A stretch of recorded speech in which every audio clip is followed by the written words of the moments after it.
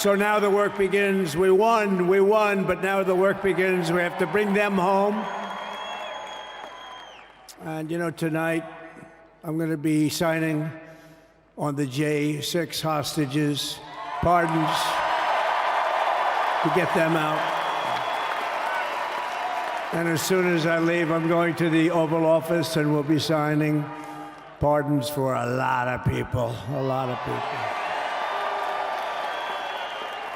And thank you to Steve Witkoff. He's a great guy. He's a friend of mine. He's been a very successful man. He's a great negotiator. He's a wonderful guy. People love him. And he's got a tremendous power of persuasion. And that's what we need. We don't need stiffs. We don't need stiffs. We got a lot of stiffs. You just had a whole load of them. And to the former hostages with us today, welcome. And welcome home. Some of the folks are former hostages, not a good situation. The three young ladies that came home yesterday, you saw that, more coming home every day now, they're coming home. But they were hurt, they were hurt. They were hurt. One had her head blown off, fingers on her hand, and her hand indeed was blown off. She was trying to defend herself from a bullet being fired. Do you believe this? A bullet knocked off her hand. I don't know. You look at it, it's a disgrace. We never stopped praying for you, and we're so glad that you're reunited with your friends and families, and God bless you all. And some of them are just saying, no, my son is gone, but please just bring home his body. Right, Steve? Many of you have told me that your son is gone, but bring home his body. It should have never happened. 3 years, it's ridiculous. Should have never happened.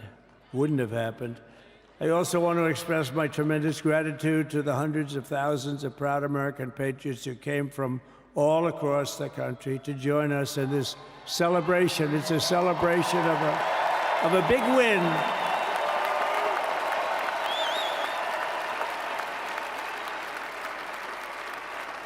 And you're witnessing the dawn of the golden age of America. That's what it's going to be. We're bringing it back. We're going to bring it back fast. We're going to bring it back fast. Let us also thank the incredible service members, National Guardsmen, police, Secret Service, and law enforcement personnel who are keeping us all safe, even though, and they are great people. New York's finest. I grew up with New York's finest, and we got to give them their authority back. You won't have any crime. There'll be no crime. You give them little authority back. The whole way they run things in this country now, it's disgraceful. But it's going to change rapidly. We're going to make our cities safe again, too. Even though we're indoors, we've had a magnificent inaugural parade. And let's give a big round of applause. They were great. To all of the incredible performers and hardworking men and women who made it possible. Those people, really talented, amazing people. I also want to thank my wonderful family for being here, especially my beautiful wife, our First Lady, Melania.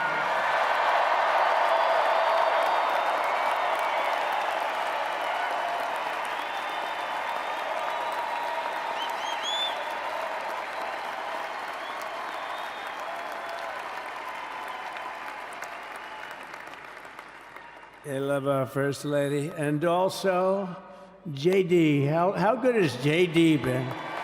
And his beautiful wife, Usha. How good is JB? JD has been great. He's another good negotiator, Steve. He's a great negotiator, too. We need negotiators in this country. But so many of the people on the stage behind, not only family members, as an example, Lara Trump, the wife of Eric. She was the head of the Republican Party, along with my friend Michael. Stand up, the two of you. What a job. What a job they did. They worked so hard. They knew there'd be rigging, but they said, we're going to make it too big to rig, and we did. We made it too big to rig. We won every swing state by a lot. We won the popular vote by millions and millions of votes. We won the whole ball of wax. And now we're going to go and drill, baby, drill, and do all the things that we've wanted to do and bring your costs down, your prices down, and make our country safe. So thank you very much, Michael. Thank you very much. What a job you've done, Michael. I'm never moving you, you know. He was thinking about getting a nice job in the administration. I said, no, I'm leaving you right where you are. You've done a very good job. We're not moving you, Michael. I'm sorry. Anyway, thank you very much. Appreciate it. Appreciate it very much. Right here with us also in the arena, I'm about to sign some very important executive orders of our new administration. Hey, Don, will you stand up, please? Don is another one. How about Don? This guy.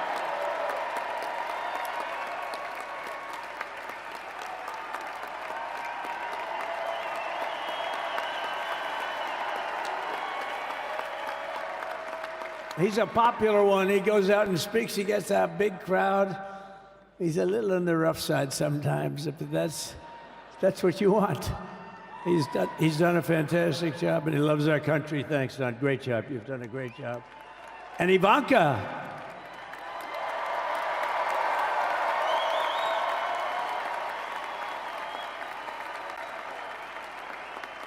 And you know, Jared negotiated the Abraham Accords, which are the biggest deal made in the Middle East in many, many years, and it's really something. Jared, stand up, Jared. The Abraham Accords.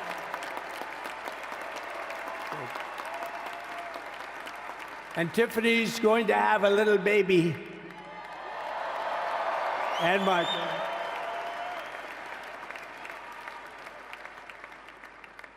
And then I have a very tall son named Barron. Has anyone ever heard of him?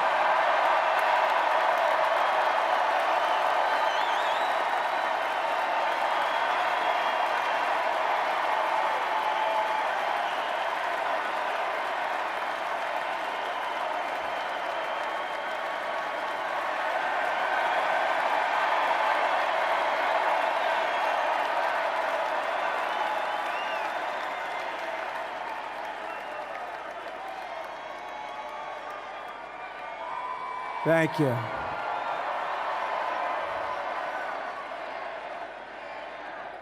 He knew the youth vote. You know, we won the youth vote by 36 points. And he was saying, Dad, you got to go out and do this one and that one. And we did a lot of them. And he respects them all. He understood them very well. And he said, Dad, you got to go out, do Joe Rogan, do all these guys. And we did. We did. And Joe Rogan was great. They were all great, right? Aaron, they were all good. He understood the market. Another famous one, how about Kai? Stand up, Kai.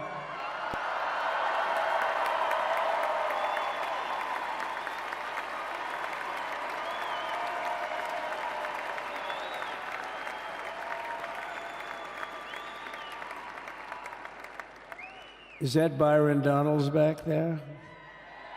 Stand up, Byron. Stand up. What a future this one has. What a future. That's great, Byron. Thank you very much. And how about Lutnick, Secretary of Commerce? He's going to take in more money than any country has ever even thought about. He's going to take in some money. And we have many others. Look, I'm not going to go through it, but we're going to sign some orders right now, and that's really what I want to do. So we're going to sign executive orders. First, I'll revoke nearly 80 destructive and radical executive actions of the previous administration, one of the worst administrations in history. Maybe not one of them, the worst. Anybody that would allow millions of people to pour through our borders from jails, prisons, mental institutions, insane asylums, gang members to be taken off the streets of Venezuela and deposited in our country, and many, not just Venezuela. You know, crime in Venezuela is down 74% because they took their criminals and gave them to us. through an open border policy of the previous administration. All over the world, they're emptying their prisons into our country. They're emptying their mental institutions into our country. It stops as of 1 o'clock this afternoon, okay? It stops.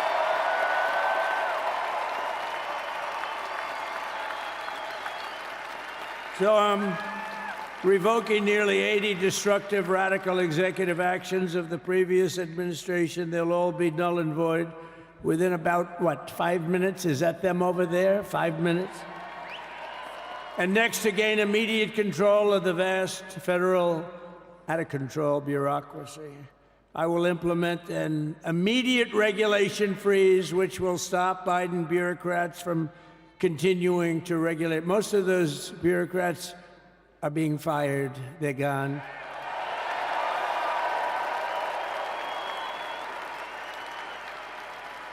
Should be all of them, but some sneak through, but we have to live with a couple, I guess. I'll also issue a temporary hiring freeze to ensure that we're only hiring competent people who are faithful to the American public.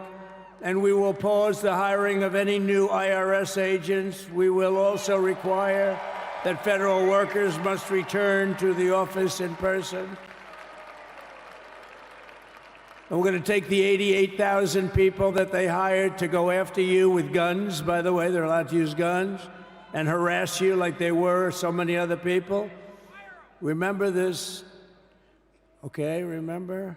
Do you remember a little statement about tips? Does anybody remember that little statement? I think we won Nevada because of that statement. But they went out and harassed you over the tips. In other words, we are restoring control of our government to the people. We're going to take those 88,000. Let's see if they'd like to work on the border, because that's where we want them, really.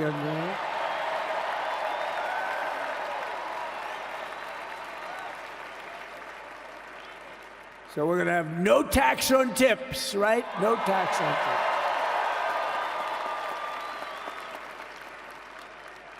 And we may have, like the Speaker of the House, is he here? He's done such a good job. Is Mike here? He's around here someplace. I saw him just a little while ago.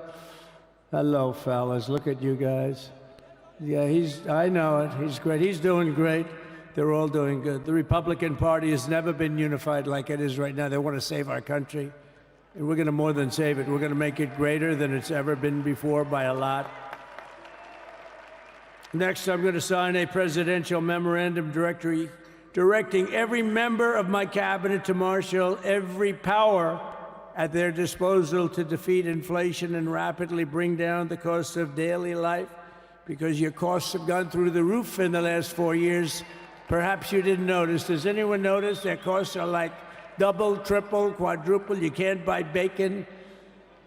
Apples have doubled in price. You want an apple, anybody? Pay twice what you did 2 years ago. We'll put more money in your pocket, and we'll bring back the American dream, and to reduce energy costs and liberate our economy.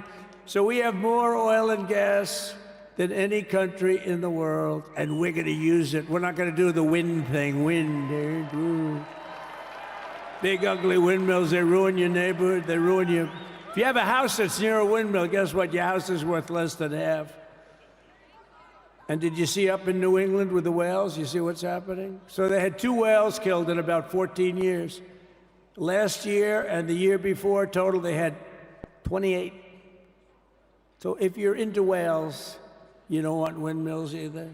And they're the most expensive form of energy that you can have by far. And they're all made in China, by the way, practically all of them. And they kill your birds and they ruin your beautiful landscapes. But other than that, I think they're quite good, right? Now, remember when we used to joke and kid when we were kidding, but we don't kid anymore? They want to watch the debates on television. They want to watch your favorite president on television. But the wind isn't blowing, so we can't watch television that night, Gladys. Remember? Gladys, I'm sorry, the wind is just not blowing. We're not watching Trump tonight. But I'm immediately withdrawing from the unfair, one-sided Paris Climate Accord ripoff. The United States will not sabotage our own industries while China pollutes with impunity. You know, China, I mean, look, they use a lot of dirty energy, but they produce a lot of energy.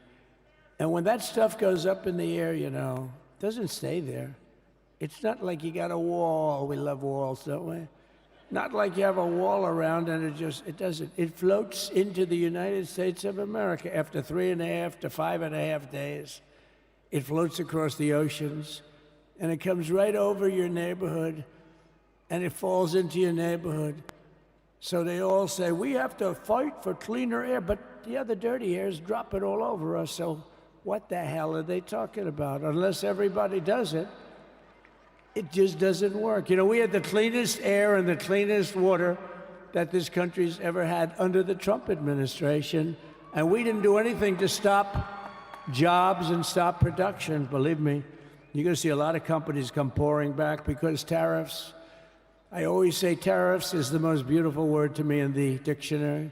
Then I was reprimanded by the fake news. They said, what about love, religion, and God? I said, I agree. Let's put God number one. Let's put religion number two. Love, I don't know. We got to put that number 3, I guess, right? And then it's tariff. Because tariffs are going to make us rich as hell. It's going to bring our country's businesses back that left us. And I'll also sign an executive order to immediately end federal government censorship of the American people. In America, we believe in free speech, and we're bringing it back starting today to stop the weaponization. Oh, do I know about that? These creeps. Deranged Jack Smith. You ever hear of him? Deranged. He's a deranged prosecutor. He's sick. They suck him on me. He's now been reduced to getting on an airplane, going back to The Hague or wherever the hell he came from. We got to get rid of that guy. Hey, was he one of the many people that got a pardon today? Did they pardon Jack Smith? You know, did you know that Biden, while I was making my speech, pardoned his whole family?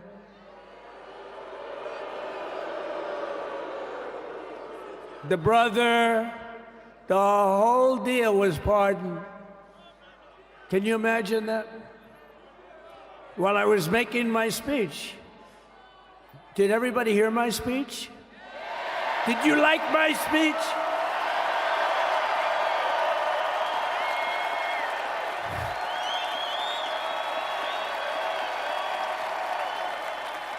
Thank you. I mean, the only thing wrong with it is I had a lot of tough things to say, and I have some great people that work for me. Sir, this is such a great speech. It's so unifying. Don't talk about Biden with his pardons of his family. We want a unified country. They said, don't talk about the J6 hostages that you're going to be releasing today. Sir, don't put that in your speech, please. I said, but I want to put it in my speech. I said, sir, it won't be unified like it is. It's so beautiful the way it is. And it is getting great reviews. You know, if I put things like that in, I'll get terrible reviews. One little paragraph that's a little bit wrong, the fake news goes crazy, right? So I said, all right, I won't put it in my speech, but you know what? I'm speaking in front of a hell of a lot of people at a place called Capital One Arena, and I'll talk about it there.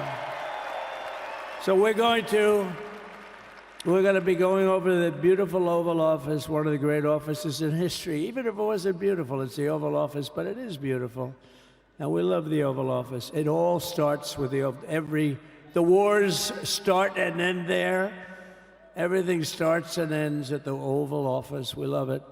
But we're going to go to the Oval Office. We're going to release our great hostages that didn't do, for the most part, they didn't do stuff wrong. You take a look at what went on, and look what happens in other parts of the country. In Portland, where they kill people, they destroy the city, nothing happens to them. In Seattle, where they took over a big chunk of the city. Nothing happened. Minneapolis, where they burned down the city, nothing happened. Essentially nothing happened. All they want to do is go after the J6 hostages. A 76-year-old grandmother was arrested the other day because she was looking, I think because she was looking at the Capitol or something like that. No, we're not going to put up with that crap anymore.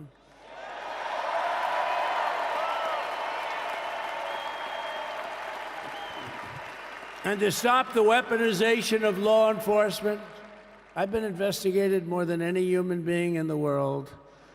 I believe I have the all-time record. Every day a subpoena. Every single day would get subpoenas. I was more than any person. Alphonse Capone, remember I used to talk about it? Now, Alphonse Capone, Scarface, he was a pretty rough guy. He was investigated about 1/100th what Trump was investigated. My father's looking down at me, my mother, how the hell did this happen? You know what it is? They investigated their political opponent, the opponent of Biden, and then ultimately Kamala. Has anyone ever heard of Kamala?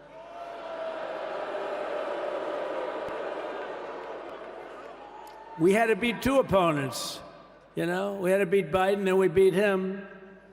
Now he goes on top. The guy was like 39 points down. I think I could have beaten Trump. They should have left me in. I would have beaten. No, his debate performance wasn't the best, right?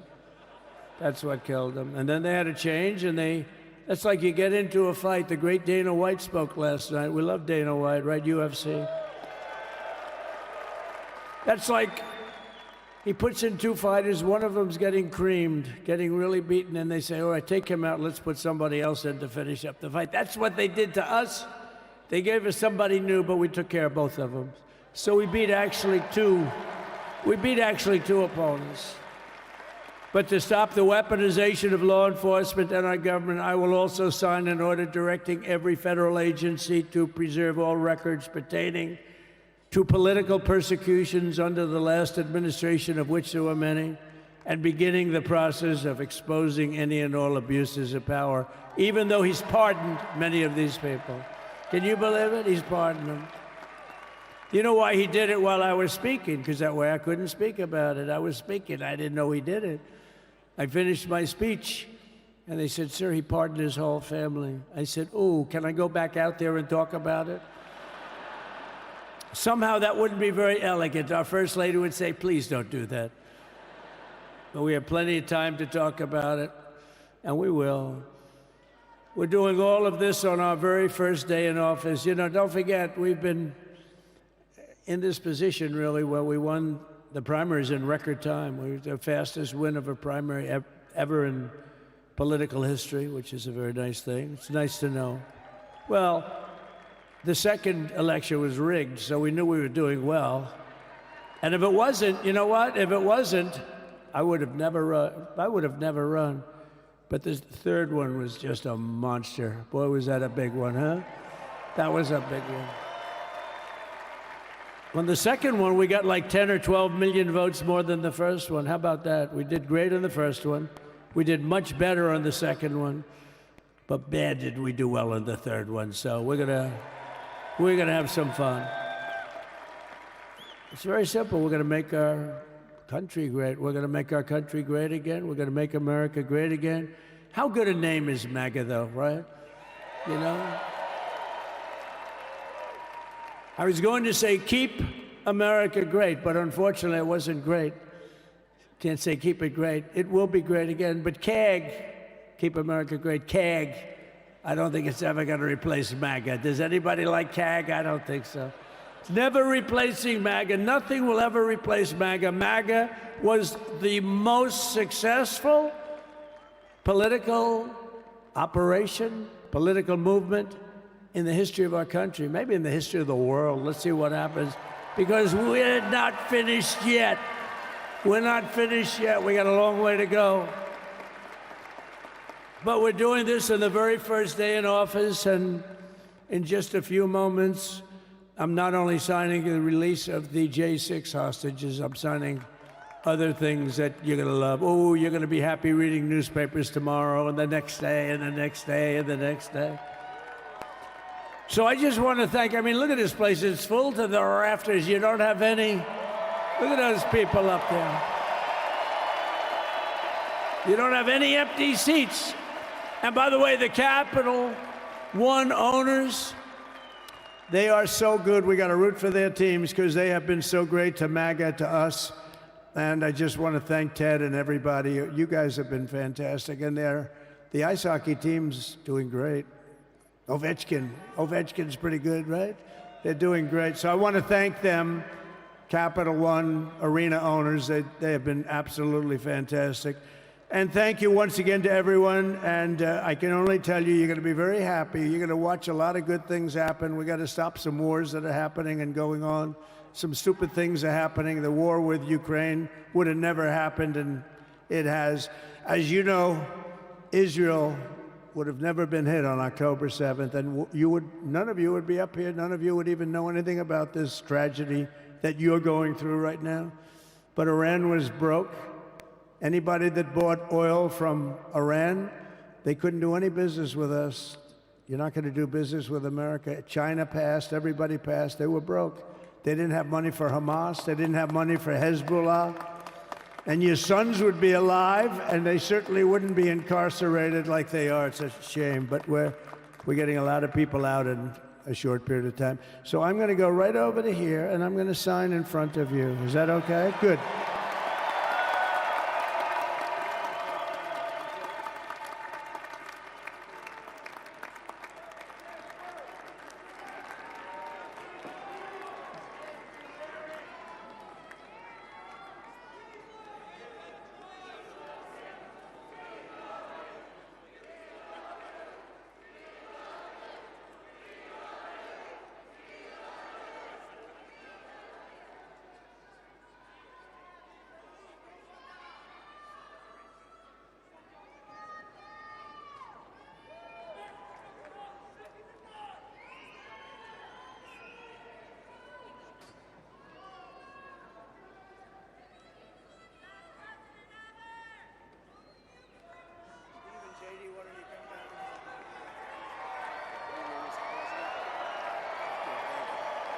Do you have that other one to sign?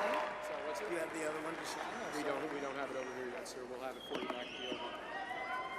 The first is the rescissions of 78 Biden-era EOs and presidential memoranda. You want to call it out? Do you want to say it? Do you want to say it? Oh, if you want me to, sir. Why don't you say what I'm signing? Sure. The first item that President Trump is signing is the rescission of 78 Biden-era executive actions, executive orders, presidential memoranda, and others.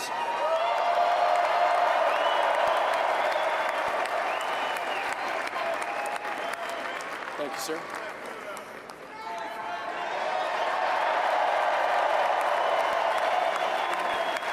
Thank you. The second item, President Trump, is a regulatory freeze, as you announced in your speech, preventing bureaucrats from issuing any more regulations until we have full control of this, the government and this administration.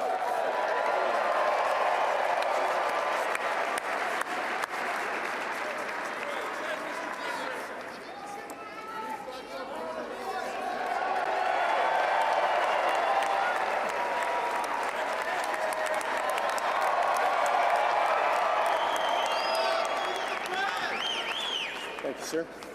Sir, can I have a pen? The next item, sir, is a freeze on all federal hiring, excepting the military and a number of other excluded categories, again, until full control of the government is achieved and we understand the objectives of government going forward.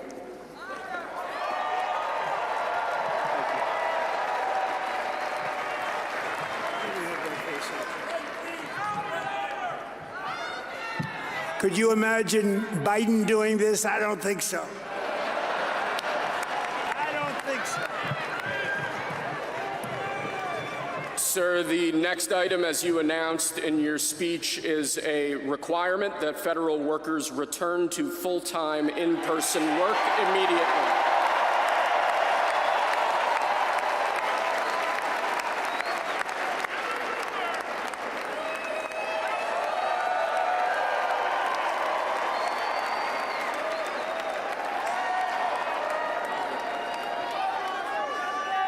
Thank you, sir.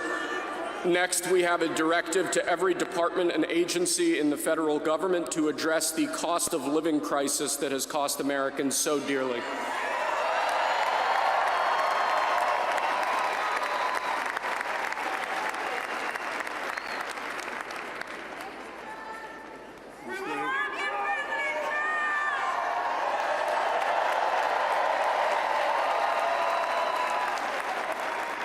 Thank you, sir. The next item here is the withdrawal from the Paris Climate Treaty.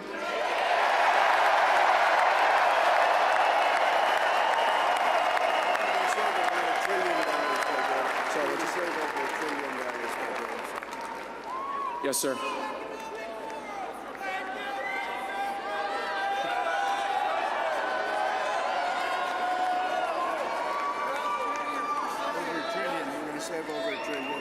We're going to save over $1 trillion by withdrawing from that treaty.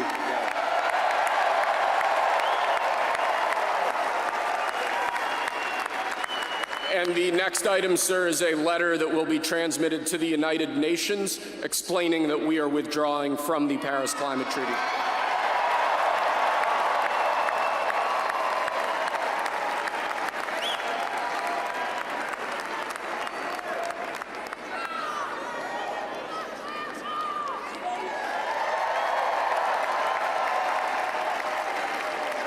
Thank you, sir. This next item is a directive to the federal government ordering the restoration of freedom of speech and preventing government censorship of free speech going forward.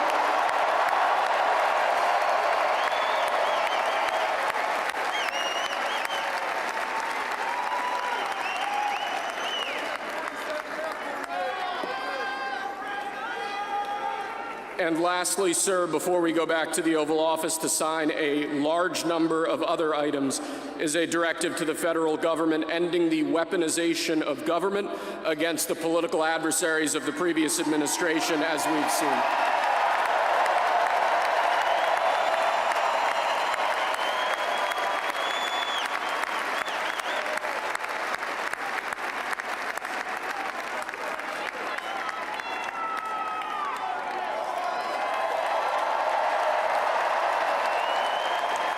Thank you very much, sir.